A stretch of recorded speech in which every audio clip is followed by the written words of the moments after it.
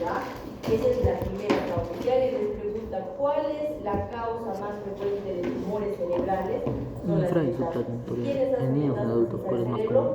Pulmón, piel, el melanoma, y obviamente pueden hacer de otros sitios, pero frecuentemente un paciente que tiene metástasis, escuchar en primera instancia tumor primario a nivel pulmonar, ¿no?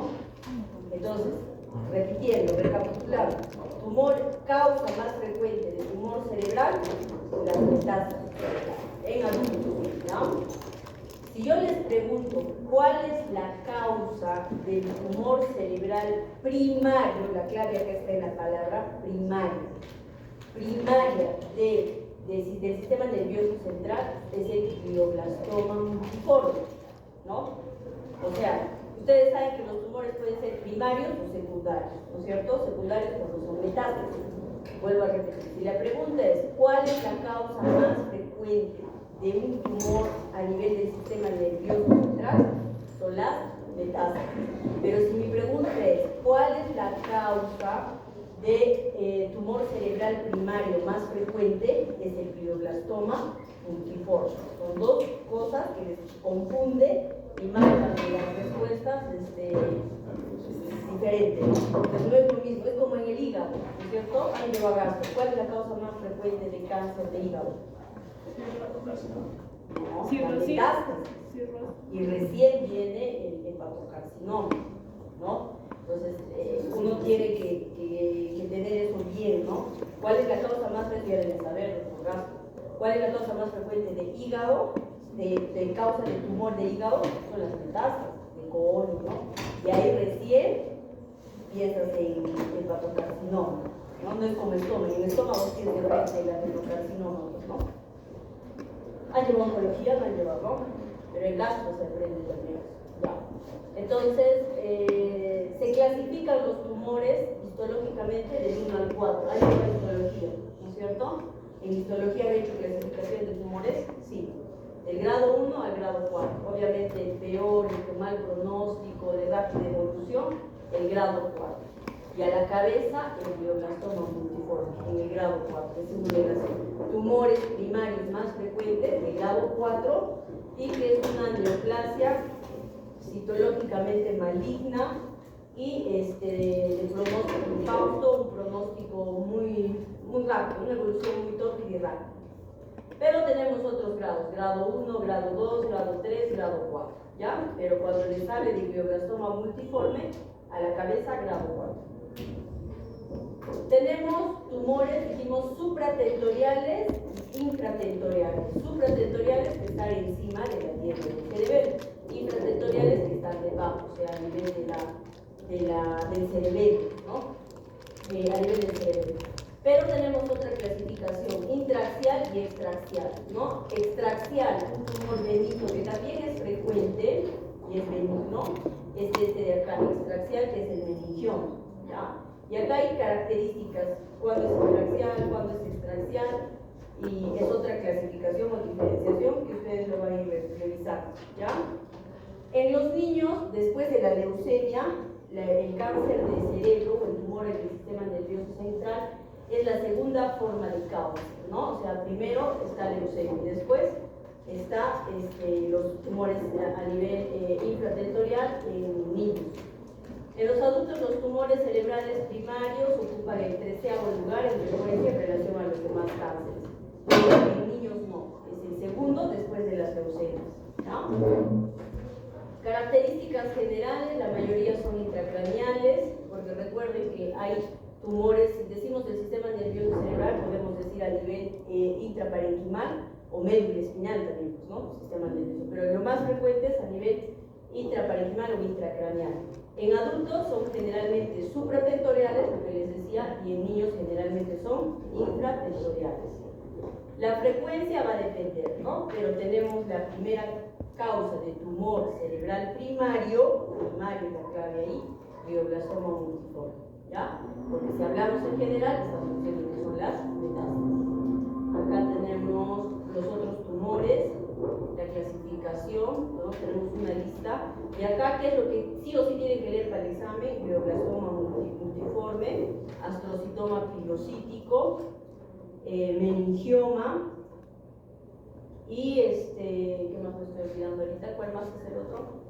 Meduloblastoma. Sí o sí, para el examen tiene que ver esas cuatro tumores, ¿ya? Los demás no son tan frecuentes, pero es para que ustedes conozcan, ¿no? Hay tumores ependimarios, tumores a nivel de los plexos coroideos, hay tumores gliales de origen incierto, tumores neuronales, etcétera, etcétera. Tumores, y también tiene que ver pues al macroadenoma hipoficial, ¿no? Adenoma hipoficial, porque ustedes saben cuando tienen un paciente en la consulta, cuando tiene alteración de las hormonas tiroideas, una menstruación irregular, tienen secreción de leche en los pezones, lo primero que sospechan es en adenoma hipoficiario, ¿no? O carcinoma también. Y eso tienen que más o menos conocer, ¿no? Cómo son esos tumores, ¿no? Tumores germinales, dentro de los tumores germinales tenemos al craniofaringioma, por ejemplo, ¿ya? Y este es un cuadrito, un resumen de lo que es los tumores más frecuentes durante la adolescencia, ¿no? Por ejemplo, en la glándula pineal tenemos neoplasias de células germinales. En el cerebelo tenemos hemangioblastoma, carcinoma metastásico, astrocitoma, meduloblastoma, sobre todo en niños, ¿no? El tumor maligno más frecuente en niños, la clave acá es maligno, el tumor maligno más frecuente en niños es el meduloblastoma. Pero si yo les pregunto, ¿cuál es el tumor más frecuente en niños? En general, no estoy diciendo maligno, sino ¿cuál es el tumor más frecuente en niños? Es el astrocitoma pilocítico. Pero si yo les pregunto, ¿cuál es el tumor maligno más frecuente en niños? Es el meduloblastoma, ¿ya? Que se localiza a nivel del cerebelo.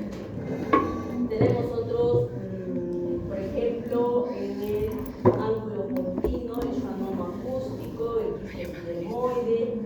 Tenemos todos estos tumores que, dependiendo de la localización de la estructura anatómica del cerebro, van a producir un tumor, un caso. Por ejemplo, si tenemos un paciente con sospecha de adenoma pituitario o adenoma hipoficiario, ¿no? Estos pacientes generalmente se localizan en la región pituitaria, al igual que el craniofaringioma.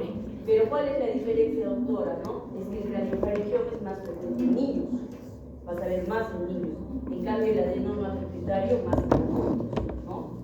Y te puede producir casi la misma sintomatología. Incluso a veces estos pacientes vienen con hemianopsia homónima, o sea, no ven la visión borrosa en los campos visuales, ¿no?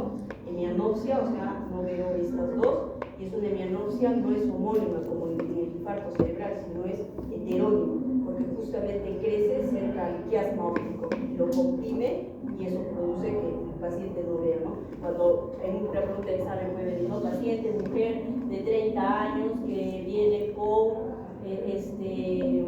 ¿cómo se llama? Secreción de prolactina elevada, menstruación irregular y además hemianopsia heterónima, ¿no? Con alteración del campo visual. ¿Cuál es el tumor que sospecharías? ¿No? Entonces ahí la respuesta es el adenoma hipoficial. A veces viene ni siquiera por dolor de cabeza, sino doctora, de pronto ya no veo bien acá, alteración de la visión. Solamente vienen por la hemianopsia heterónima y uno les hace su resonancia y ven su tremendo adenoma hipoficial que está confundiendo su nervio. Pero el paciente ni cefalea tiene, solamente alteración de los campos visuales, ¿ya? Esto es, por ejemplo, en niños más pequeñitos, ¿no? Miren acá. Acá veamos el cerebelo, por ejemplo, el meningioblastoma, pero esto es en adultos, en adolescentes adultos, ¿no? En cambio, en niños, a la cabeza del cerebelo, el meduloblastoma, ¿no? Y acá van a encontrar estos dos cuadritos. Traten de ustedes ver cuáles son los tumores más frecuentes en esas zonas del cerebro. Les puedo poner un gráfico y pongo, ¿no? Cuál es lo más frecuente, al menos en algunos casos, ¿no? No de todos, pero puedo hacerlo. Y acá tenemos los grados, ¿no? Dijimos el grado 4, ¿quién estaba? El glioblastoma multiforme. Pero tenemos, por ejemplo, el grado 1, como el astrocitoma pilocítico. ¿Qué dijimos del astrocitoma pilocítico? Ya les he dado. Es el tumor más frecuente en niños, ¿cierto? Y el grado 2 tenemos astrocitoma de grado bajo difuso. Del grado 3 a la cabeza está el oligodendroglioma. Esta me olvidé de decirles, también tienen que leer oligodendroglioma, ¿ya? El grado 2 epindermoma, medulloblastoma, yo les puedo poner en el examen, ¿no? Acá tumores y a este lado sus grados, ¿no es cierto? Entonces les puedo ver medulloblastoma, grado 3 para pared, grado 4. Oligodendroglioma, no, el oligodendroglioma no les voy a aprender, ¿no? Podría ser el astrocitoma pilocítico, grado 1, ¿no es cierto? Y eso ustedes tienen que saber. Obviamente que muchos de estos tumores están afectados por algunos, incluso tienen relación con alteraciones genéticas y enfermedades facomatosis o enfermedades neurocutáneas, como por ejemplo el neurofibromatosis tipo 1. ¿Han llevado dermatología? Está llevando el dermatología marcado enfermedad de Borde-Ville, pues neurofibromatosis tipo 1, neurofibromatosis tipo 2, no hablamos. Las manchas café con leche, no han visto ya. Si no lo han visto, hay enfermedades neurológicas que tienen alteraciones dermatológicas, lesiones en la piel, manchas con café con leche, por ejemplo, de la neurofibromatosis, ¿no? Y este tipo de enfermedades puede estar asociado a algunos tumores. O sea, yo veo un paciente, por ejemplo, con lesiones, manchas café con leche, ¿no? o fibromatosis en el cuerpo, ¿ya? Yo tengo que sospechar de tumores cerebrales, ¿no es cierto? Y en esos pacientes, por ejemplo, tengo que buscar qué tumores estarían relacionados. Por ejemplo, la neurofibromatosis tipo 1 está relacionado al astrocitoma pilocítico, ¿no? La esclerosis tuberosa está relacionada, por ejemplo, a ependymomas, ¿ya? Entonces, la neurofibromatosis tipo 1 también ependymoma, ¿ya? Pero eso es para que ustedes tengan una noción de que los tumores están asociados a otras enfermedades, ¿no? No solamente es que es una enfermedad primaria y punto, no, sino que puede tener de fondo otra enfermedad de ese paciente y desarrollar en su sistema nervioso tumores. Por ejemplo, en la neurofibromatosis tipo 2 está el xanoma o el neurinoma acústico, ¿no es cierto? Entonces, yo cuando veo un paciente con café con manchas ¿no? de leche, ¿no? Acá tenemos a ver un grafiquito para que vean. Porque sí hemos visto, los que han notado en algún momento, creo conmigo neuro, creo que en algún momento, no con todos, pero hemos tenido un paciente que ha venido con manchas de café con leche y tenía, ¿no? Neurofibromatosis. Neurofibromatosis tipo 2, por decir, ¿no? Imagen, ¿dónde está? Y tenía así sus manchitas, ¿no? Solamente viendo la piel, yo obviamente como neuróloga tengo que sospechar que puede desarrollar tumores a nivel de su cerebro. Y dependiendo de qué patología o de qué enfermedad neurocutaria o facomatosis, yo voy a sospechar que tumores va a desarrollar ese paciente, ¿me entienden? ¿Ya? Entonces ahí la relación para que ustedes me puedan un poquito entender, ¿no? Incluso así desarrollen, ¿no? Obviamente esto es una enfermedad neurocutaria, estos son los fibromas, ¿no? Entonces esto se ve un poco en dermatología, pero si no lo han llevado, ahí ustedes tienen las neurofibromatosis que pueden desarrollar con el tiempo, ¿no? Y estos pacientes, si tienen convulsiones, dolor de cabeza, obviamente que tengo que sospechar en un tumor cerebral, ¿no? Y ahí es la importancia de este cuadro, ¿ya? Estas tienen alteraciones genéticas. Ok. Los síntomas va a depender de qué, va a depender de la localización del tumor y el tamaño del tumor, ¿no? Por ejemplo, si está localizado en la zona frontal, puede producirte convulsiones, ¿no? Alteraciones sensoriales, puede haber dolor de cabeza, puede haber un síndrome de hipertensión endocraniana si ese tumor está grande y tiene bastante edema perilesional, ¿no? Entonces los síntomas van a depender, obviamente, si un tumor está localizado en mi hemisferio derecho, puedo tener una hemiparesia del lado izquierdo. Y lo contrario, si tengo un tumor en el lado izquierdo, puedo tener una hemiparesia derecha. ¿Y cómo lo diferencio de un infarto cerebral en hemiparesia? A ver, tú, ¿cómo lo diferencias? ¿Esto es un tumor o es un infarto cerebral? Los dos tienen hemiparesia derecha. ¿Cómo tú clínicamente podrías decirme esto inclina más a esto, doctora, y esto no inclina? Clínicamente, sin examen. Presencia de agudo crónico. ¿Cómo sería eso? En el estero que está de mi parecer es aguda, en cambio en el tumor sería que el paciente va a sentir que va a ir perdiendo la fuerza poco a poco. Y ¿cómo se llama? El inicio. Si es insidioso. brusco o súbito, médicamente hablando, o si es insidioso. Pero, entre comillas, yo tengo que pensar que hay algunos tumores que sangran. Por ejemplo, el glioblastoma multiforme, ¿no? El glioblastoma multiforme puede debutar con una hemiplegia del lado izquierdo de forma brusca, pero obviamente este paciente, cuando tú le sacas los síntomas, te dice, sí, tenía dolores de cabeza, náuseas, vómitos, ¿no? Y ese paciente tenía un tumor ahí y sangró, pero no es lo frecuente. Lo más frecuente siempre en la primera cabeza es inicio brusco, stroke, hasta demostrar lo contrario. Inicio insidioso, tumor cerebral. ¿Me van a entender? Entonces ahí ustedes clínicamente tienen que hacer ya. Entonces va a depender los síntomas de la localización y del tamaño del tumor cerebral, ¿no? A más grande, obviamente, una clínica más florida, ¿no? A más chiquitito el tumor, pues empezar a ver solo como cefalea. Obviamente el glioblastoma multiforme, que hemos dicho que es de grado 4, un tumor de mal pronóstico, a veces es tan grande que te ocupa la mitad del cerebro y tiene alteración, obviamente, del estado mental. El paciente hasta bien estuporoso, ¿ya? ¿Cómo se clasifican? Intraxiales, extraxiales. Vamos, tumores intraxiales, astrocitoma, microglioma y el astrocitoma pilocítico, uno de los más frecuentes, más del 80% de causa de tumor a nivel de niños, ¿no? Sobre todo un pico de 5 a 15 años, y es el tumor cerebral primario más frecuente. ¿Pertenece a qué grado? Al grado 1 de la OMS, y generalmente el 60% se localiza en el cerebelo. Ahí la importancia de clasificar tumores supratentoriales e infratentoriales. Supratentoriales más en adultos, infratentoriales más en niños. No quiere decir que el adulto no pueda tener un hijo, puede tener, estoy hablando de lo más frecuente, ¿ya?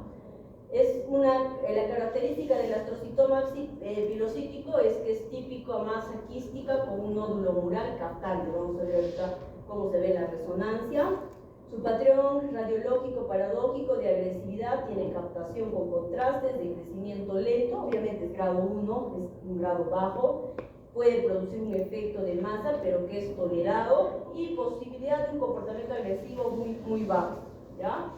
Este es el astrocitoma pilocítico. Lo más frecuente es que se localiza a nivel de cerebelo. Sin embargo, acá tenemos un paciente con astrocitoma grado 1, que no está localizado en el cerebelo, sino en el hemisferio del lado izquierdo, ¿no? Y ustedes pueden ver que es un quiste grande, y cuando tú le das resonancia, le haces con contraste, capta el contraste, ¿no? Hay un realce. Entonces, este es un astrocitoma. La pregunta es, ¿tumor primario más frecuente en los niños o en la etapa infantil es? Que les pongo glioblastoma, astrocitoma, ya saben, astrocitoma pilocítico, que pertenece al grado 1, ¿no? Y puede ocasionar efectos de masas, grandes, tratamiento obviamente quirúrgico. Otro tumor tenemos el astrocitoma difuso. Este pertenece al grado 2 de la OMS. Y este tiene una masa que no es captante de sustancia blanca focal o difusa, y se caracteriza porque la mayoría son supratentoriales, el 65%, y se localizan frecuentemente a nivel frontal y temporal. Lo importante acá es que es de grado 2, y su extirpación completa pues ayuda a que tenga el paciente una supervivencia muy buena y con un buen pronóstico. Tenemos otro tumor, sí, el astrocitoma anaplásico. Este es grado 3. ¿Ya? Les pongo hincapié en los grados porque les voy a apuntar el examen aparejo, ¿ya? Grado 3 es más común en personas de 40 a 50 años y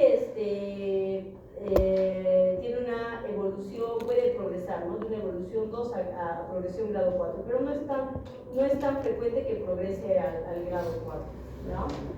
El glioblastoma, este sí es importantísimo porque hemos dicho que es el tumor primario más frecuente en el adulto, sobre todo tiene un pico de 50 a 70 años, ¿ya? Pertenece al grado 4, dijimos, ¿no es cierto? No es acá, pero pertenece al grado 4 y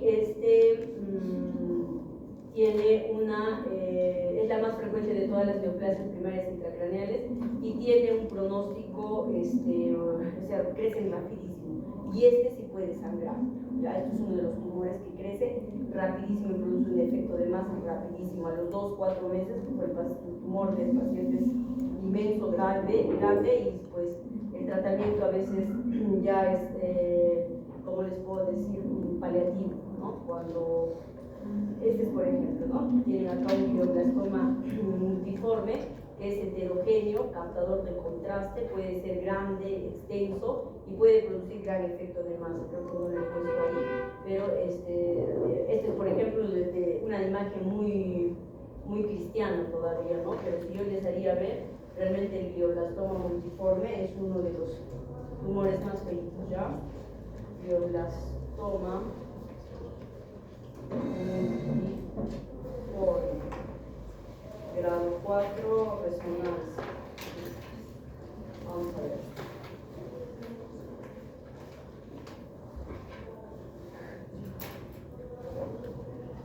Miren, así puede ser. Tan rápido se crece, es grado 4 y es así, puede producir efecto de masa, ¿no? Es heterogéneo, o sea, no es como el astrocitoma filolítico que se veía un quiste así bonito y captado. Este es heterogéneo, o sea, miren la imagen como se ve, es bien,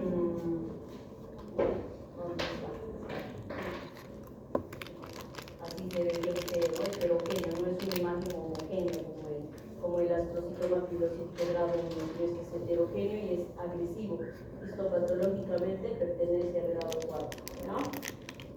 Luego tenemos el oligodendroglioma. Este es otro tipo de tumor, ¿no? Que frecuentemente se va a caracterizar por tener calcificaciones, ¿ya?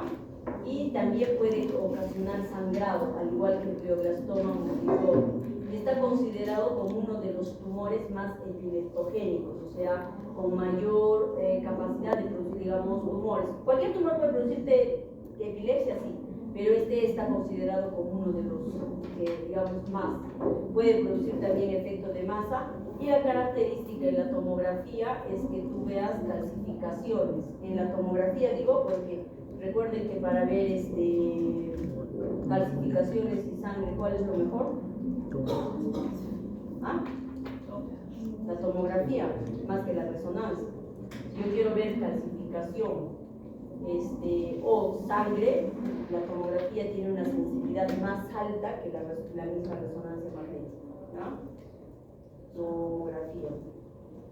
Y en la tomografía tiene una característica porque se ve calcificaciones, ¿ya? Calcificaciones dentro de la tomografía, ¿no? Entonces, por ejemplo, vemos esto y le pedimos una resonancia. La resonancia y la calcificación no se ve así como en la tomografía, clarito, ¿no? El cisticerco calcificado, ¿dónde ven mejor? ¿En tomografía o en resonancia? En tomografía, porque la tomografía me sirve más para ver calcificaciones. Entonces, el oligodendroglioma te produce calcificaciones así y la tomografía tú lo ves así, ¿no? Entonces acá sospechas de una neoplasia, haces resonancia, haces biopsia y termina siendo un oligodendroglioma, ¿ya? Luego tenemos acá el oligodendroglioma, más frecuente en adultos jóvenes, se localiza más en el lóbulo frontal y acá ya lo han sacado, ¿no? Lo han extraído al oligodendroglioma y así se ve. Y tú haces el estudio macroscópico y ves la característica de células en el lóbulo, que debe estar por ahí, pero vamos a ver. La respuesta de quimioterapia, bueno, ya, oligodendroglioma, ahí está. La característica histopatológica de este tumor es la infiltración por los oligodendrocitos puntitos, hay un núcleos forma redondeado por un halo blanco y que va a caracterizar la imagen del huevo frito, ¿no? Yo les puedo tener el tumor característico por imagen del huevo frito es, les pongo el glioblastoma, les pongo astrocitoma, les pongo todo lo más, ustedes ya saben, el oligodendroglioma a nivel histopatológico, su característica es las células imagen del huevo frito, ¿ya? Oligodendroglioma. Luego tenemos el ependimoma, que es otro de los tumores más frecuentes localizados a nivel de la fosa posterior en niños sin médula espinal. Y ustedes van a ir leyendo y haciendo sus características de cada uno de los tumores, pero por ejemplo, a diferencia del oligodendroglioma que era de huevo frito, este va a tener manera de roseta, ¿no? Hallazgos de presencia de pseudorosetas perivasculares como rosetas ependimales, su característica a nivel histopatológico, por ejemplo, ¿no? Acá tenemos el niño, es más frecuente, el tratamiento es quirúrgico, pero recibe cuando es intraventricular, pero cuando es intracraneal, radioterapia y quimioterapia. Acá tenemos la característica a nivel histopatológica, la forma celular, papilar de células claras, salicílico y anaplásico, pero su característica son las rosetas perivasculares, que es característico del ependimoma. Puedo preguntar la parte histopatológica también. Y acá ustedes ven, por ejemplo, este ependimoma localizado a nivel del cuarto ventrículo o también localizado a nivel intraventricular en los ventrículos laterales. Esto es un tumor benigno y como está localizado cerca al cuarto ventrículo o dentro de los ventrículos, puede producir hidrocefalia por obstrucción, ¿no? Entonces una hidrocefalia porque está cerca, pues obviamente a todo lo que es la circulación de líquido cefalorraquídeo. Ya saben, como todos los líquidos cefalorraquídeo, los plexos cordioides. Si acá hay un ependimoma, un tumor, una neoplasia, puede comprimir y producir hidrocefalia, ¿no? Una hidrocefalia de tipo hipertensiva. El medulloblastoma dijimos que es el tumor maligno más frecuente en niños. ¿Cuál es el tumor más frecuente en niños?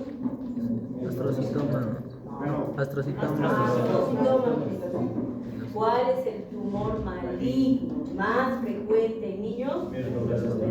¿Se dan cuenta la diferencia? Y eso es la chapada que se les hace en los exámenes. En el MIRE, en el AMIRE, ¿no? ¿Cómo se llama el otro? En la de residencia, en el INAM, en eso falla, ¿no? Tumor más, pero yo he leído, pero no viene la pregunta, ¿ves? ¿No? Tumor cerebral más frecuente, ni siquiera te pongo niño ni adulto, más frecuente, metástasis cerebral. Tumor más frecuente en el adulto, metástasis. Tumor primario del sistema nervioso más frecuente en el adulto, glioblastoma multiforme. Tumor primario más frecuente en el niño,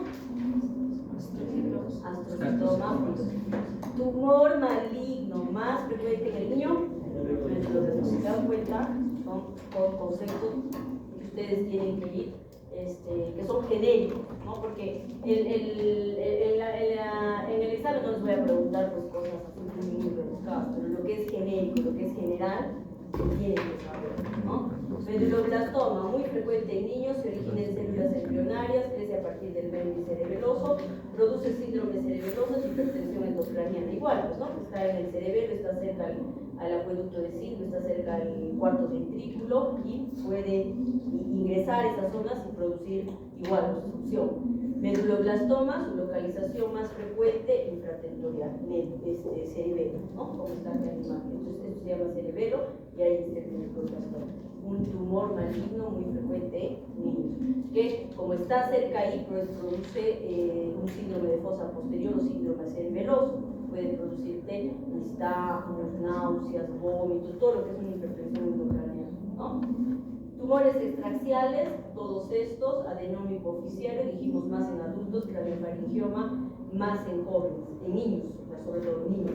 El craniofaringioma es un tumor que se encuentra a nivel de la glándula pineal y al igual que el oligodendroglioma, vieron que producía calcificaciones, también el craniofaringioma se puede ver como calcificaciones en la tomografía.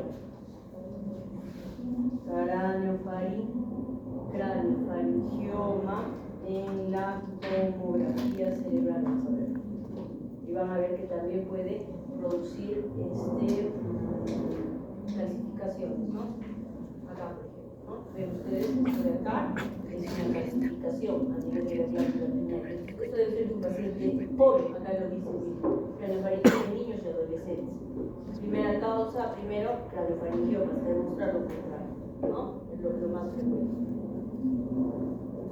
Meningioma es un tumor extraxial de crecimiento lento, es 20% de los tumores intracraneales, 2% es maligno, una gran mayoría asintomáticos y se localizan en la base del cráneo. Y su característica es que es extraxial, ¿no? El meningioma. El meningioma que tendría que saber, hay que leer el meningioma también, ¿ya? Me van a leer bastante. Ya les estoy diciendo, el glioblastoma multiforme, astrocitoma pilocítico, oligodendroglioma, ¿qué más les he dicho? Adenoma hipoficiario, meningioma, medulloblastoma, creo que son los más frecuentes. Entonces, tumores de la región celular o dentro de la glándula pineal, adenoma pituitario, prolactinoma, craniofaringioma. Adenoma pituitario en jóvenes, craniofaringioma en niños y adolescentes. ¿Ya? Adenoma pituitario en jóvenes adultos. Metástasis. La metástasis se considera radiológicamente, pueden ser tanto intra como extraxiales, histológicamente extraxiales con crecimiento expansivo significativo, posibilidades de extirpación completa, y acá hay que hacer diagnóstico diferencial principalmente con el glioblastoma multiforme, y se caracteriza porque son la metástasis de cerebro son múltiples, ustedes van a ver así. Dijimos, primera causa, tumor a nivel de, ¿no? Se ven múltiples imágenes así, ¿no? Tanto en zona de corteza cerebral y en zonas subcorticales múltiples, ¿no? Y captadoras de metástasis. La primera causa de metástasis cerebral, cáncer de pulmón, melanoma también, ¿no? Ustedes tienen que saber qué cánceres se pueden producir metástasis.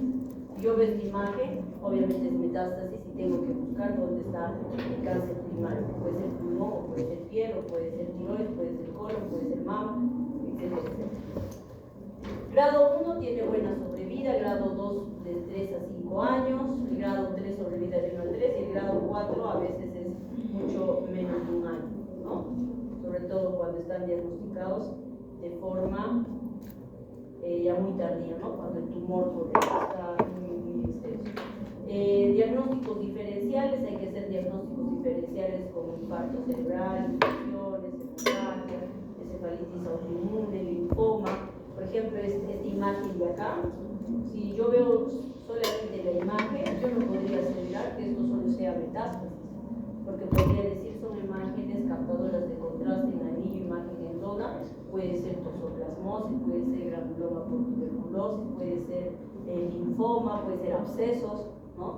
Crudamente, si tengo así la imagen, yo no puedo dar un diagnóstico, ¿no? Podría ser la sospecha, podría ser mis diagnósticos. Acá ya está cantado, porque obviamente si abrimos esto, seguramente un paciente ya le han hecho biopsia, le han hecho todo para llegar a ese diagnóstico, ¿no? Le han hecho biopsia esterotáxica, esa esterotáxica han entrado, seguramente ahí han entrado a sacar el tejido y ahí se han. Pero si tú ves así crudamente la imagen, ¿qué es esto? Bien difícil que te vayas a lanzar y decir que es un tumor cerebral, ¿no? Metástasis cerebral, ¿eh? Pero claro, la característica es que son múltiples. Esto no puede decir, por ejemplo, que es un glioblastoma multiforme o un astrocitoma pilocítico, porque generalmente son únicos, en cambio estos son múltiples, ¿no? Y están invadiendo hemisferio derecho y hemisferio izquierdo. ¿Ah? Y así se está viendo, ¿no? Entonces, tumores cerebrales que tienen que hacer, revisar todo lo que es los tumores, la edad, las características, la localización, ¿no? Si es infra, supratentorial, en quiénes son más frecuentes y el tema histopatológico, ¿no? Cómo se ve a nivel histopatológico. Si es imagen huevo frito, ya digo de glioblastoma. Si es en roseta, el limón. Si es ¿cuál es el otro que hay? Los cuerpos de Samoma, el meningioma, por ejemplo, ¿no? Entonces, así hay características de cada uno de los tumores. ¿Ya? Hoy día no ha venido. Está ahí. ¿Cuerpos de qué? ¿Todos? Samón.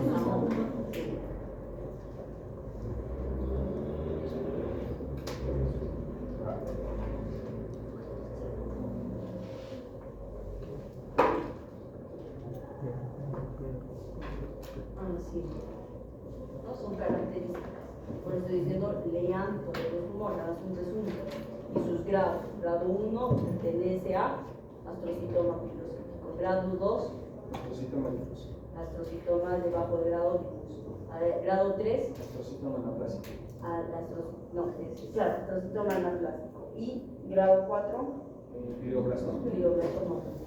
¿No? ¿Se dan cuenta? Entonces van a ir al libro y obviamente van a leer más cosas.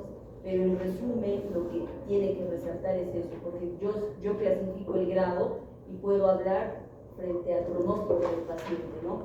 Está el grado, entonces tiene chance. El grado 4, pues es un tumor maligno que 6 meses, menos de un año de sobrevivir incluso, ¿no? Aunque ahora tanto ha avanzado la medicina también que, bueno, tratamos de ayudarles, pues, ¿no? Con antidotos, cirugía, trabajar, pero obviamente no lo va a desaparecer ni lo va a curar, va a respirar ese tumor, ¿no? Pero de alguna manera ya prolonga un poquito el tiempo de vida, ¿no?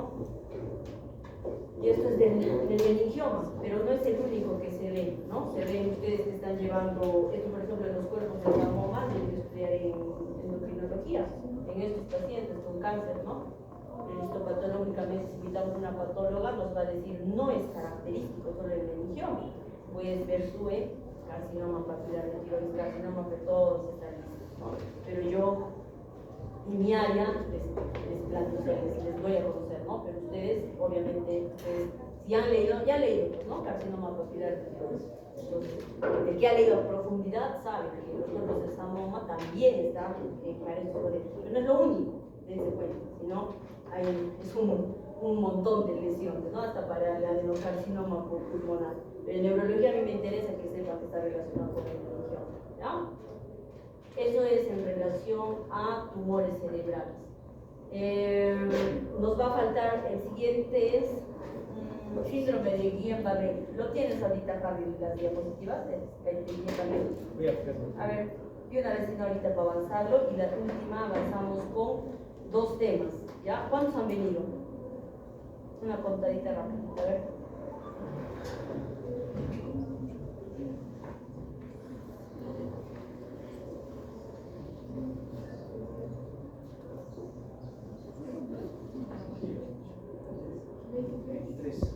O sea que faltan 12. Los 12 que han faltado van a exponer miastenia gravis la próxima clase, ¿ya? Y hoy día yo lo doy Guillain-Barré más. ¿Lo tienes? No.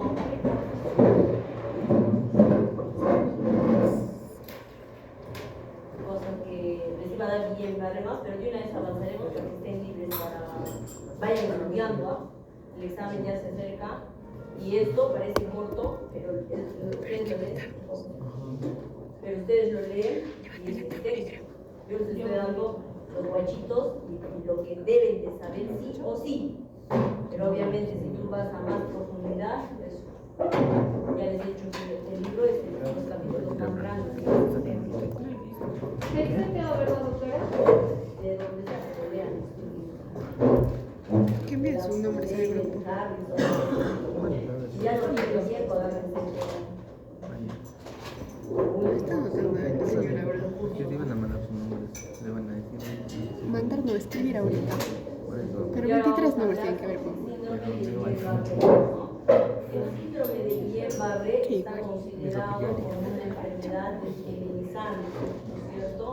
Que se va a producir como una enfermedad desminimizante autoinmunitaria, ¿no? Porque van a haber anticuerpos que van a ir a atacar la mielina de nuestro sistema nervioso periférico, porque ojo que hay enfermedades desminimizantes centrales y periféricas. Guillain-Barré es el sistema nervioso Es que no voy a tapar. periférico, ¿ya? No Se me es hace- es a nivel periférico. Y en la enfermedad obligación y notificación obligatoria. O sea, si ustedes están haciendo su seguro donde esté, hay toda una resolución donde si tienes la sospecha de Guillain-Barré tienes que notificar, ¿no? Si no lo haces, puedes llevar una sanción, ¿no es cierto? Es decir, ante la sospecha se notifica y se comunica, ¿no?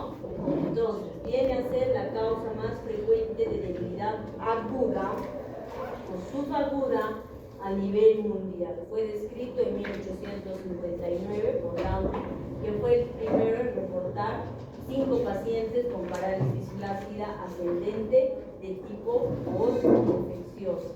¿Ya? ¿Cuál es el otro nombre también del Guillain-Barré? Poliradicroneuropatía inflamatoria desmielinizante aguda, de carácter rápidamente progresiva. El 60% es precedido de un cuadro viral o bacteriano, generalmente 3 semanas a 4 semanas antes. Incluye esto el contacto de la vacuna. Cuando salió el COVID, salieron vacunas, hemos tenido pacientes que después de haber sido expuestos a la vacuna azteca, por ejemplo, que han desarrollado Guillain-Barré como un efecto adverso, llámese como un, ¿cómo le llaman? Cuando tienes que notificar cuando hay un mal, o sea, te administran la vacuna y tienes efectos, es todo un llenado, ¿no? Se llena en farmacovigilancia, hacen todo un llenado de las reacciones adversas del RAM, ¿no? El RAM de las reacciones adversas medicamentosas y llenas, ¿no?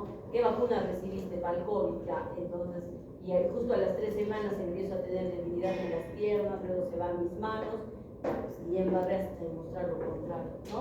Pero también puede estar precedido por un cuadro viral bacteriano, generalmente infecciones diarreicas, quecas o infecciones respiratorias, ¿no? Entonces, siempre cuando viene un paciente con alta sospecha de Guillain-Barré, le preguntamos en el hospital, ¿no? ¿Has tenido diarrea, gripe, tos? En las 2-3 semanas antes, sí, doctora, me ha dado mi diarrea, me ha dado mi tos, me ha dado lo que sea, está relacionado a un cuadro infeccioso. La mayoría, 60%. Es mediada inmunológicamente y es autoinmune. Predominancia más en varones que en mujeres, límite de edad de 8 meses a 81 años y se ve de 0.5 a 2 casos por 100.000 personas al año. Epidemiología, todos son los casos. Y Cusco no se queda acá. Entonces, desde el 2019 y Cusco hemos tenido, en lo que va del año, ya tendremos unos 7-8 casos de Guillain-Barré, ¿ya? Y está relacionado obviamente también a malos hábitos higiénicos, ¿no? Por eso el MINSA siempre recomienda lo que recomienda para COVID, aplica para muchas enfermedades. El lavado de manos no solamente es COVID, ¿no? Es todo.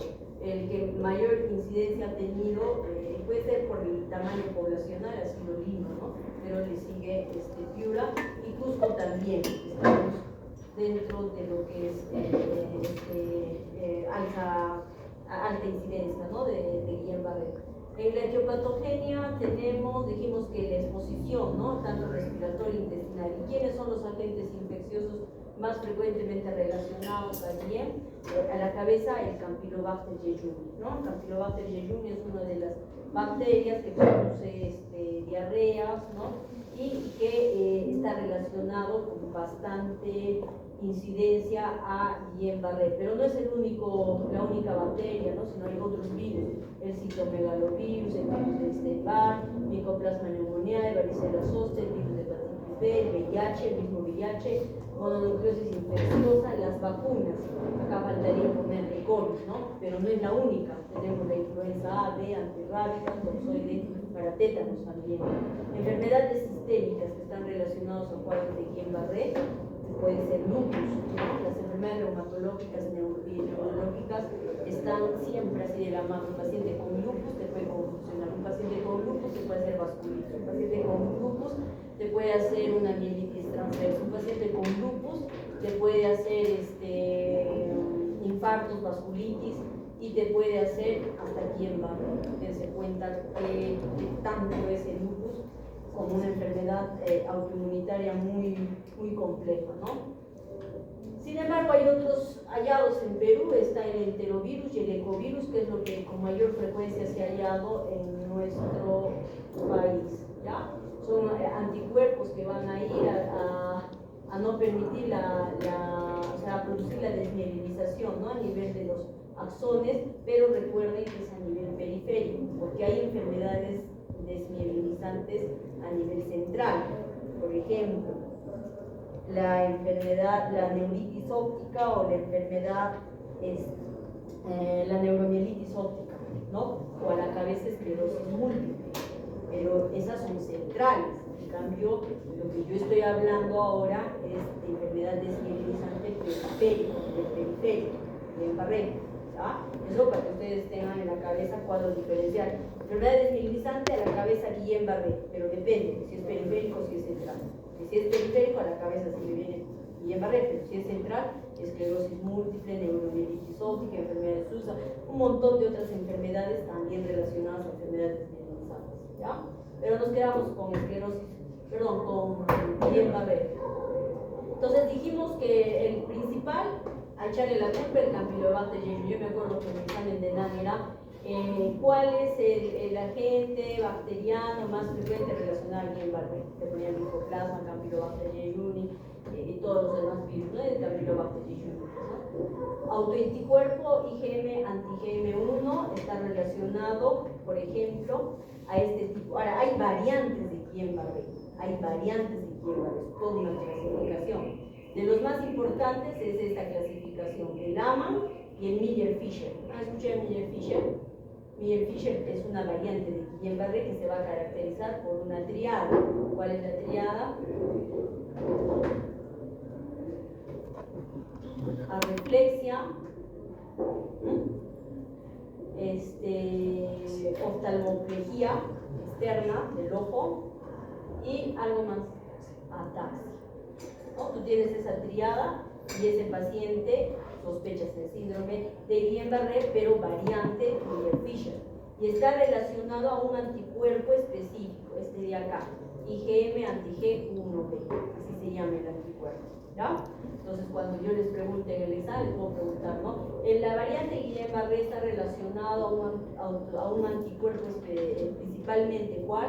Y les puedo poner IgM anti-GM1, IgM anti-G1B, ¿no? Ustedes ya saben a qué anticuerpos, porque no son los únicos. Miren, dense cuenta que hay un montón de anticuerpos relacionados a las diferentes variantes de Guillain-Barré.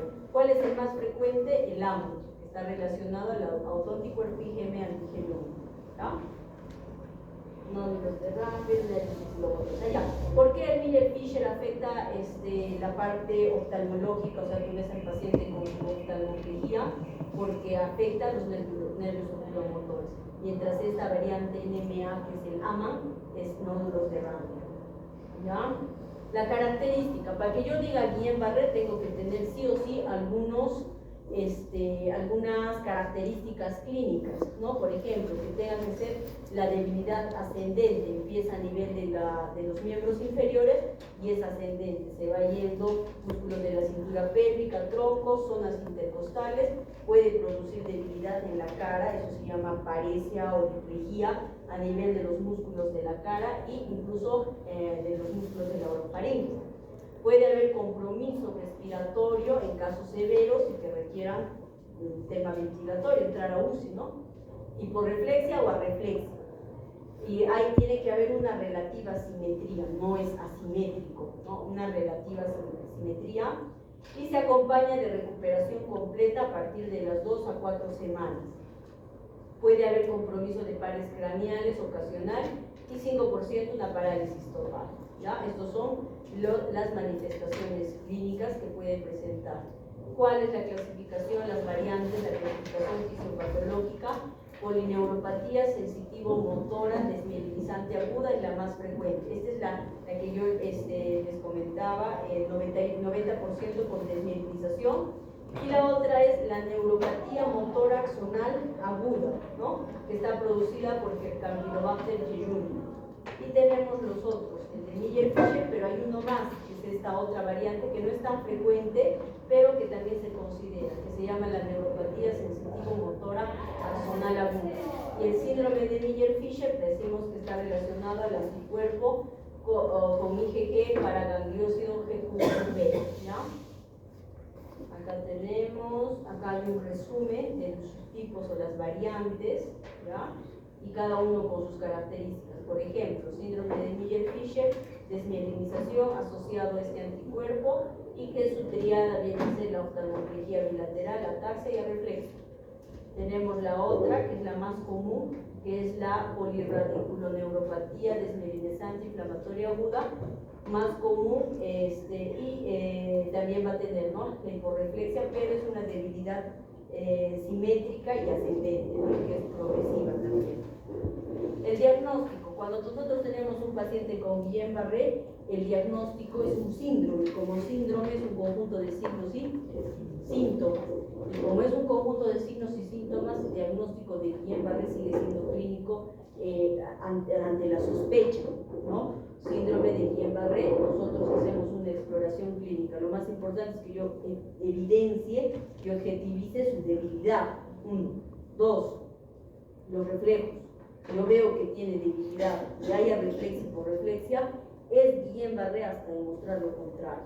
Si yo tengo debilidad pero tengo buenos reflejos, no, pues no es Guillain-Barré, no por gusto, ¿no? Pues si tiene arreflexia, debilidad o hiporreflexia, ya con hiporreflexia de repente, si no hay experiencia pueden confundir, pero si tiene arreflexia y debilidad, primera sospecha Guillain-Barré. Y ha sido pregunta de examen del ENAM del 2021, si no me equivoco, donde les ponía, ¿no? Si tienes un paciente que viene con debilidad y reflejos a reflexia, ¿cuál sería tu manejo? 1. Lo mando a su casa. 2. Lo refiero a un hospital de mayor complejidad. 3. Le doy analgésicos, una cosa así, ¿no? Y la respuesta es de acuerdo, porque lo revisamos con algún examen con alguno de sus compañeros de promociones más adelante que han salido. Era enviarlo a un hospital de alta complejidad. ¿Para qué? Para que reciba inmunoglobulina. Porque vuelvo a repetir, hasta que no demuestres lo contrario, que ese paciente no tiene debilidad y no tiene reflejos, tú sospecha en Guillain-Barré hasta demostrar lo contrario. Estás en la obligación. Que ya después sea otra cosa, ya. Obviamente que hay cosas que yo te puedo hacer dudar, ¿no? Si yo te pongo, por ejemplo, paciente que tiene debilidad en las piernas, que va de forma ascendente, 2 semanas antes ha tenido diarrea y tiene arreflexia, pero no puede, tiene globo vesical y está estreñido 10 días. ¿Vas a sospechar en Guillain-Barré? No, porque el Guillain-Barré no afecta, no te produce alteración esfinteriana. ¿Me dejo entender? O sea, hay cosas claves que también tú tienes, ¿no? Guillain-Barré no afecta, no hace alteración esfinteriana. La médula sí, y también te puede producir de forma aguda debilidad y arreflexia o hiporreflexia. Pero si solamente te dice arreflexia, hiporreflexia y debilidad, es Guillain-Barré hasta demostrar lo contrario, ¿ya? Otro que yo te podría hacer confundir y decirte, y además paciente que ha tenido diarrea pero que viene con debilidad y tiene arreflexia y tiene nivel sensitivo a nivel de 2, ¿es Guillain-Barré? ¿Qué quiere decir nivel sensitivo? ¿Ah? Eso debe ser hipoxemiología. Que yo le estoy midiendo la sensibilidad, le pincho, le puedo meter aguja y no me responde su pierna. No me responde. Yo ahorita te hinco con una aguja y obviamente tú vas a hacer un reflejo de sacar tu pierna, ¿no es cierto? Yo te digo nivel sensitivo porque yo a ese paciente le hago, sientes, no sientes, hasta la tetilla le hago y no siente, le pincho con fuerza y no siente. El Guillain-Barré no te afecta en la sensibilidad, o sea, no es pues Guillain-Barré, eso también es algo a nivel de médula. Médula siempre sospeche cuando hay nivel sensitivo y alteraciones esfinterianas.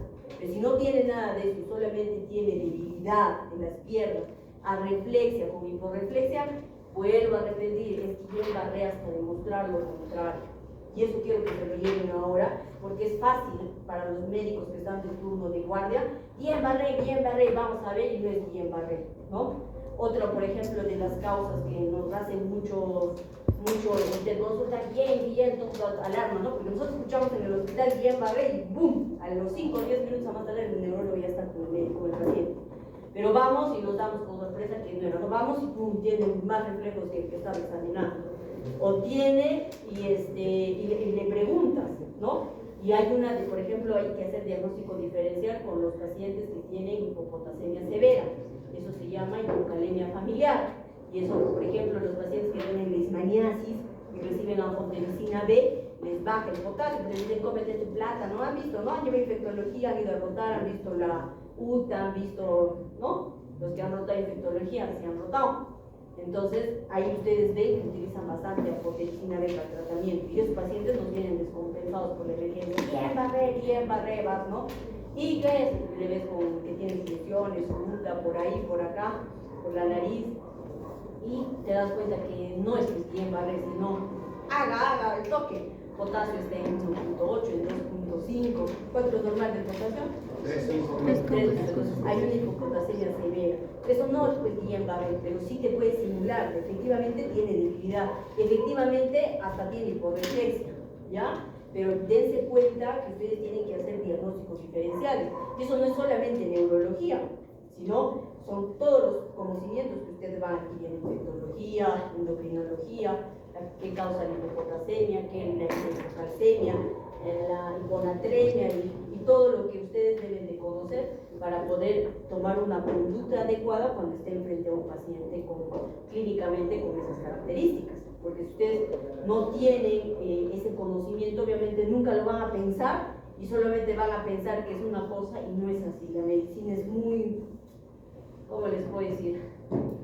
Es muy, las enfermedades, muchas de ellas están interrelacionadas, ¿no? Están interrelacionadas, como la endocrinología, neurología, ¿qué más? Reumatología, dermatología, de la manitis. Yo como neuróloga, ay no, pero yo nunca he visto eso, no, eso es de dermo, no. Dense cuenta que hay enfermedades dermatológicas que pueden acabar a temas neurológicos. Enfermedades por medicamentos, los medicamentos que te pueden llevar hasta movimientos involuntarios, han visto, ¿no? Y hemos visto, no sé con qué grupo, del uso del telmisartán, ¿no? Que producía cuadros parkinsonianos, ¿no? Y si uno no lee, no sabe, o sea, se te puede escapar y puedes poner es Parkinson y no es Parkinson, ¿ya? Lo otro es la punción lumbar. La característica de la punción lumbar es la disociación albúmina citológica que se produce a partir de la segunda semana. O sea, no es que viene el paciente con Guillain-Barré, yo le voy a hacer su punción lumbar y ese ratito me va a salir la disociación albúmina citológica. No, la mayoría sale a partir de la segunda semana, ¿ya? Nosotros lo hacemos en el hospital en primera instancia, sí, no para buscar la disociación albúmina citológica, que puede ya verla, pero no es lo que esperamos porque la literatura te dice a partir de la segunda semana. Lo hacemos por un tema de saber la causa. Lo mandamos a Lima, al Instituto Nacional de Salud, para ver que no esté relacionado a enterovirus, dengue, a Zika, porque también está relacionado a estos virus, la Guillain-Barré, y no estaba en la diapositiva, ¿no? También enfermedades, ¿cómo se llaman esas enfermedades que son propias de diferentes zonas? Metasémicas, todas esas cosas que ustedes en el efecto manejan, pueden también desarrollar Guillain-Barré, sobre todo dengue, Zika. ¿Y cuál es el otro? No, tampoco. Ahorita me acuerdo, ¿ya? Pero la característica es la disociación albúmina citológica. ¿Pero a qué se refiere pues, cuando dices disociación albúmina citológica? Disociación albúmina citológica quiere decir, por decir, para que me entiendan, en una meningitis,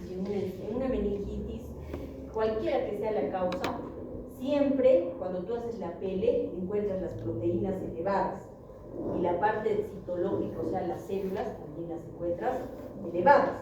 Ya tú ves si la glucosa está consumida o no está consumida para que sospeches de bacteria, virus, de tuberculosis. Pero lo principal es que generalmente van acompañados los dos. Está elevado proteína y está elevado la célula.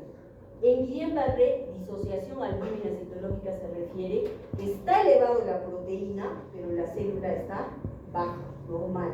No se eleva tanto, no se eleva más de 50 células. Si se eleva más de 50 células y está elevado la proteína, no es Guillain-Barré, hay que buscar otras causas. ¿Me deja entender? El Guillain-Barré se caracteriza por disociación albúmina citológica, o sea, hay un aumento de proteínas, una hiperproteinorraquia, pero mi celularidad está normal. Y si existe una elevación, nunca pasa o nunca supera más de los 50. Si supera, no es Guillain-Barré hasta demostrarlo, ¿ya? Eso para que lo tengan claro. Pleocitosis, pero eso ya no vamos a hablar, proteínas normales, niveles máximos, eso tampoco no me parece. Otra forma de hacer diagnóstico es con la electromiografía, que son estudios neurofisiológicos que nos van a ayudar a ver la confusión nerviosa y poder ver las características, incluso poder ver el tipo de variante que puede ser ese Guillain-Barré. ¿Ya? Hay características que no voy a entrar, eso es más de especialidad, pero sí que ustedes sepan cuáles son los criterios de Asbury para el diagnóstico de Guillain-Barré, cuáles son los criterios necesarios sí o sí para el diagnóstico, cuáles son las características que avalan firmemente el diagnóstico, cuáles son los que te hacen dudar que no va a ser Guillain-Barré. Ya les estaba diciendo, alteración esfinteriana, si hay un globo vesical, si hay más de 50 células, si hay nivel sensitivo, bla, bla, bla, bla, bla, bla. Y todo esto ustedes tienen que memorizarlo y aprenderse para el examen. Y obviamente el diagnóstico diferencial, mielitis transversa, acá tenemos las parálisis periódicas, por ejemplo, como el hipopotasio, ¿no? O potasio bajo. Tratamiento. El tratamiento va a depender de qué, va a depender de cómo viene mi paciente. Nosotros tenemos la guía y la guía nos dice, si viene más de 2 semanas con el cuadro de Guillain-Barré, la debilidad, no indicamos inmunoglobulina. Si está dentro de las 2 primeras semanas y tenemos los criterios para iniciar la inmunoglobulina, iniciamos inmediatamente. Y utilizamos 400 miligramos por kilogramo día por 5 días, siempre y cuando tenga una escala funcional de Hagey mayor de 3. ¿Y qué es la escala de Hagey mayor de 3? Ustedes tienen que saber cómo es cada escala. ¿Qué dice la escala 1? ¿Qué dice la escala 2? Les puedo preguntar, ¿no? La escala funcional de Hagey para el síndrome de Guillain-Barré 3 significa 2 puntos. Ustedes me tienen que decir qué significa.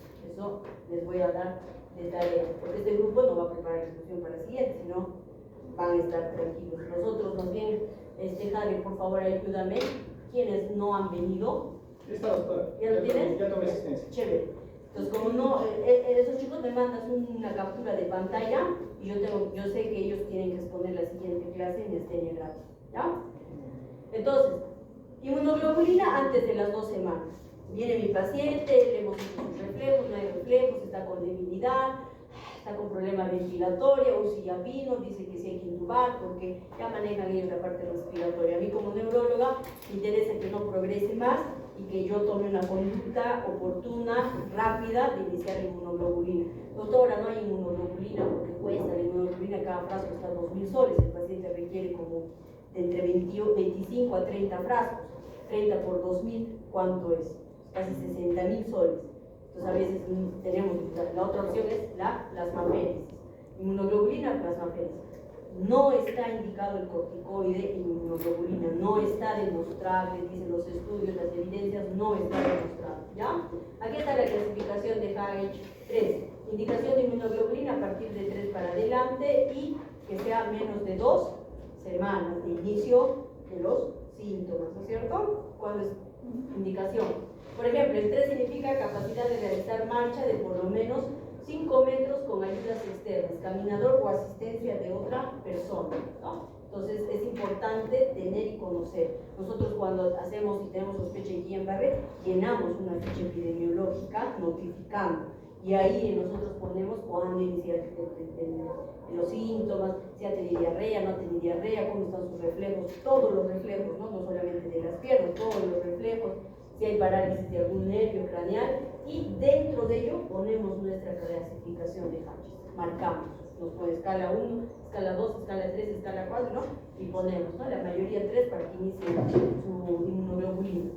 El pronóstico va a depender, ¿no? Sobre todo cuando hay compromiso ventilatorio, obviamente entrar a UCI, entrar a ventilación mecánica, el pronóstico como un poco nos limita, ¿ya? Así a grandes rasgos, y lo que tienen que entender, les he dado Guillain-Barré, ustedes obviamente tienen que ver sobre todo fisiopatología de Guillain-Barré y las escalas y los criterios. Cuando yo considero que cuáles son los criterios que me van a decir lo más probable es Guillain-Barré, cuáles son me van a hacer dudar, ¿no? Esto no es Guillain-Barré, esto lo saca de mí. dentro de lo que yo tengo cuando manejo el paciente, ¿no? No sé si tienen alguna pregunta, y si no hay preguntas, tenemos lo más puntual, lo que deben de saber y lo que deben de hacer. Así que cuando vayan a un hospital y vean, sepan definir qué es una disociación albúmina citológica, ¿no? Albúmina, ¿qué quiere decir? Proteína. Citológico, células. Mis proteínas van a estar altas, pero mi celularidad no se va a elevar tanto. Si sube más de 50, no se va a elevar. Si se eleva más de 50, ojo, no dudaré que no es bien papel, ¿no es cierto? Entonces, eso tiene que estar con ustedes así, porque van a tener pacientes y van a hacer funciones lumbares y les van a decir, a ver, interpreta, ¿no? Sí, la proteína está alta, pero dime, ¿es o no es una disociación albúmina citológica? Si es, ¿por qué? Por esto, por esto. No es, ¿por qué? ¿No? Entonces, en meningitis se elevan los dos, pero en disociación albúmina citológica en Guillain-Barré no pasa. No sé si tienen preguntas, chicos. El tratamiento antes de las 2 semanas y dentro y No, dentro de las 2 semanas. Por ejemplo, el otro día vino un paciente con, no sé si fuimos contigo, no, que tenía 20 días de Guillain, ¿no? Y tiene que darle inmunoglobulina, tiene que darle, ¿no?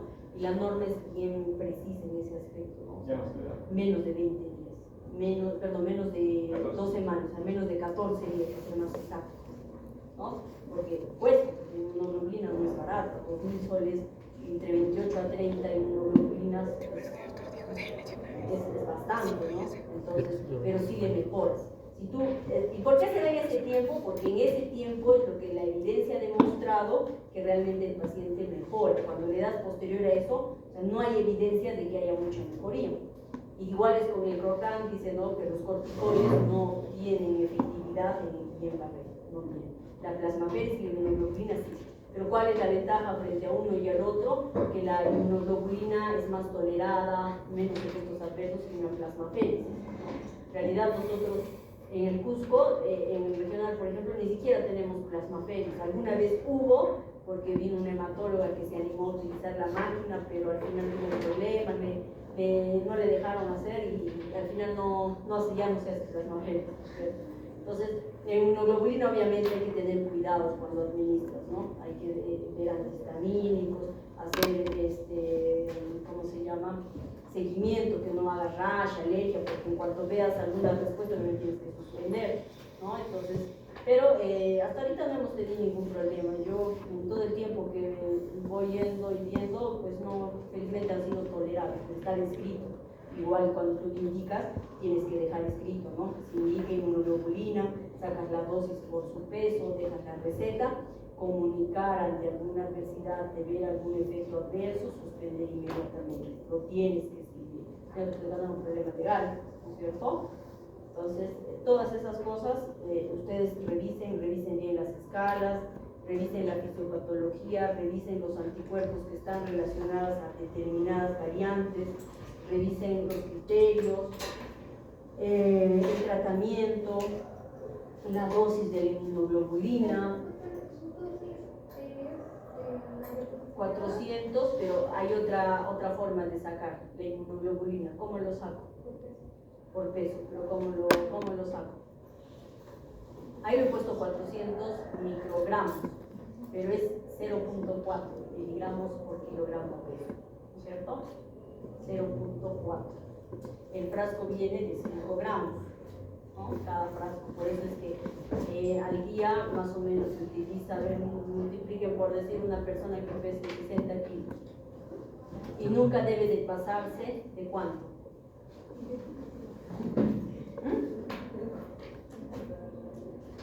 ¿De cuánto no debe de pasarse? ¿Quién sabe? A la 1, a las 2. No, la dosis acá les he puesto. 1200. ¿Ah? 1200, no, eso es para el albendazol. Estás equivocando, eso es para el albendazol.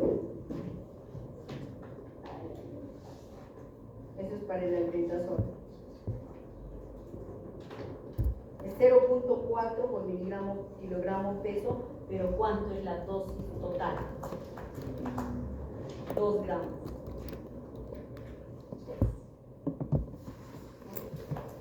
¿Y qué más tendrían que saber en relación? ¿Ah? 2, o sea, lo máximo, dosis máxima 2 gramos. Ajá. ¿Y qué más tendrían que tomar en cuenta ahí? Al pasarle inmunoglobulina. No, generalmente, como les digo, no hemos tenido ningún problema, ¿no?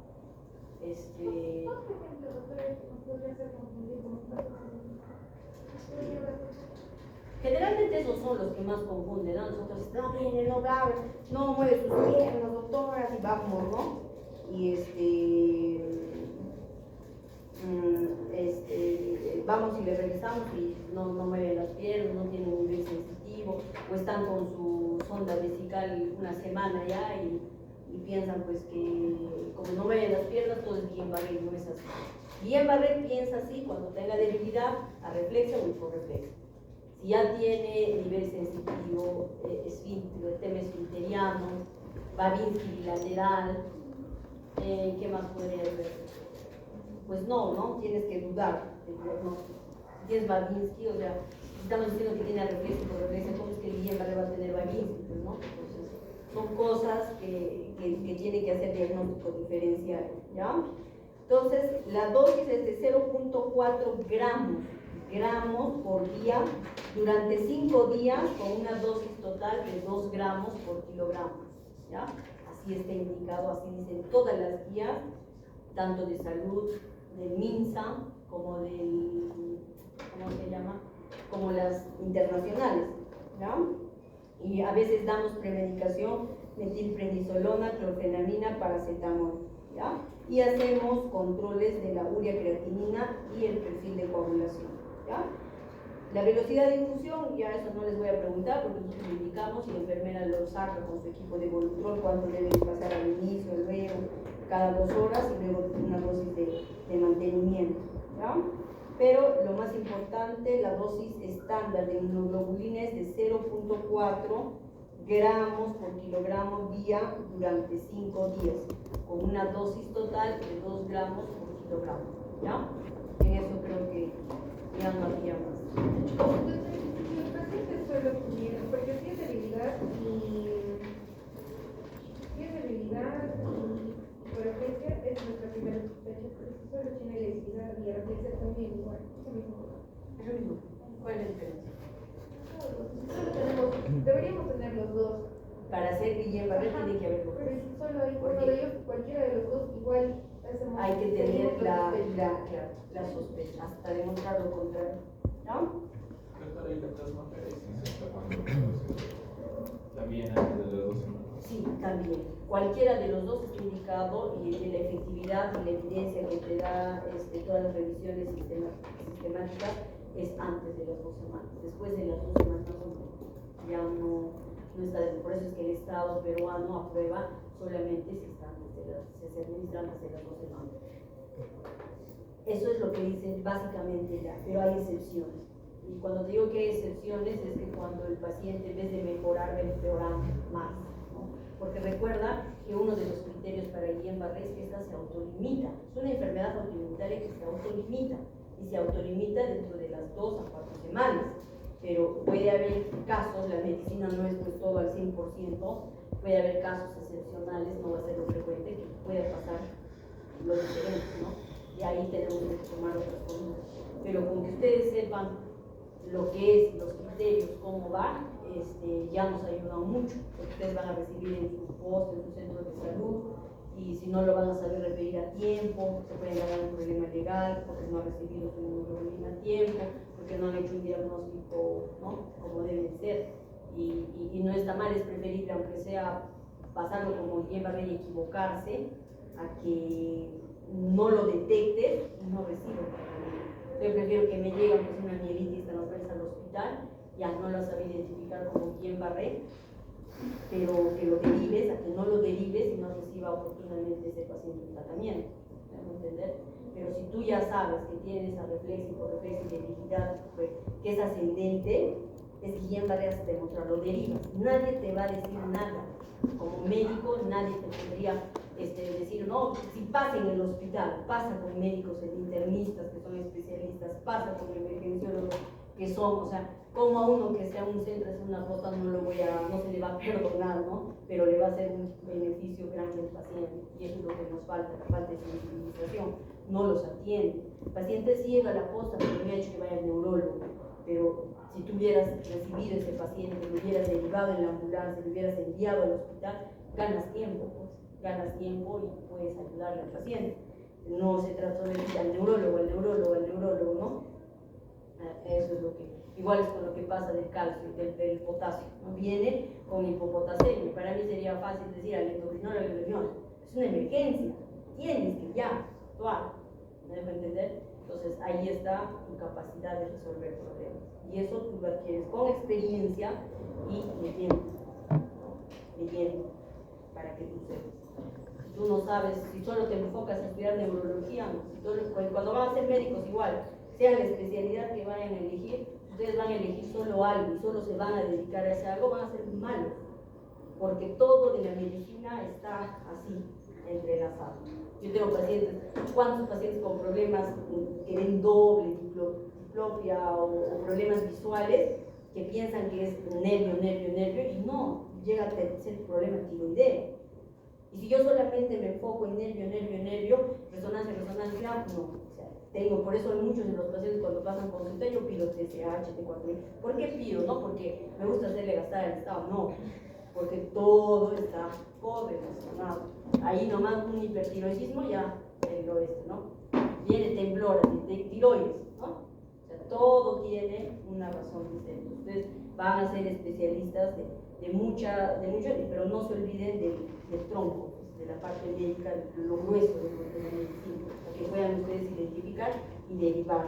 Y obviamente, si yo detecto cuál es el problema, la tiroides, le corrigen la tiroides, ese paciente te lo agradece toda su vida. Doctora, mira, a pesar que yo no iba al endocrinólogo, pero si usted no me derivaba, nunca me hubiera dado cuenta. Yo hubiera seguido pensando que es mis ojos, mis nervios, que es mi nervio, ¿no? Pero no hubiera pensado, no, porque ellos no van. Igual es con el tema psiquiátrico. Muchos pacientes vienen por la parte de neurología y de ahí se van al psiquiatra también, ¿no? Igual pasa con otras enfermedades. El dermatólogo también ya sabe, por ejemplo, cuando ve esas manchas, que no solo se tiene que quedar el paciente ahí, tiene que derivarlo al neurólogo, tiene que derivarlo al cardiólogo, porque hacen problemas, cardiopatías, cosas así. Entonces eso depende ya de ustedes, ¿no? Ustedes tienen que saber de todo un poco, sobre todo lo grueso. Cuando yo te hable y te diga neurofibromatosis tipo 2, así está relacionado al xanoma acústico, así. Entonces buscarás en ese paciente, oye, ¿escuchas bien? Xanoma acústico, te puse hipoacusia, ¿no? ¿Escuchas bien? No, hábleme más fuerte, dice el paciente. Pero tú ya estás yendo y buscas, ¿no? Generalmente algo más profundo.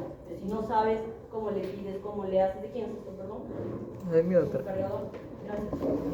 Si no sabes, no buscas. Dice, buscas y encontrarás, pero si no sabes qué buscar, ¿qué vas a encontrar?